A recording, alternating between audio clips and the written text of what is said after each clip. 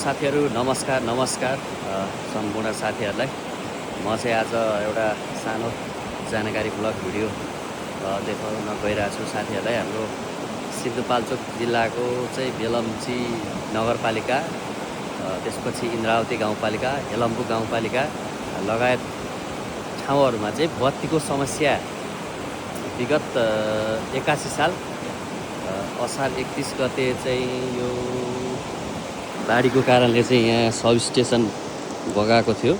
अहिले चाहिँ यो सब स्टेसन पूर्ण रूपमा सञ्चालन हुन आइरहेछ। हामीले चाहिँ यो धेरै ठाउँबाट लामो लेन्थको लाइनहरू लिएर आएर बत्ती बालिरहेको थियौँ। अब यहाँ उपभोक्ताहरूले चाहिँ धेरै समस्या भइरहेको थियो, बत्ती झ्याप जाने। सब स्टेसन बगाइसकेपछि अहिले चाहिँ यहाँ पूर्ण रूपमा चाहिँ सब स्टेसन चाहिँ निर्माण कार्य भइरहेको छ। यो चाहिँ अब 1-2 महिनामै चालु हुन्छ भन्ने खबर पाएका छौँ हामीले।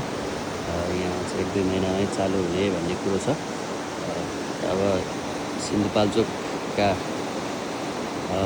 1 नगरपालिका 3 गाउँपालिकाका विद्युत उपभोक्ताहरूले चाहिँ अब केही समयमा चाहिँ राम्रो बत्ती बाल्न पाउने आश छ। ल है साथीहरू, अहिलेलाई चाहिँ यति नै जानकारी दिएँ। यहाँ आएको बेलामा मैले यसो जानकारी दिउँ साथीहरूलाई पनि, बत्ती चाहिँ धेरै समस्या भइरहेछ भन्ने चाहिँ गुनासो आइरहेछ। त्यही भएर अब यो सम्पन्न नभएसम्म चाहिँ हाम्रो बत्तीको लागि चाहिँ अलिक समस्या रहेछ।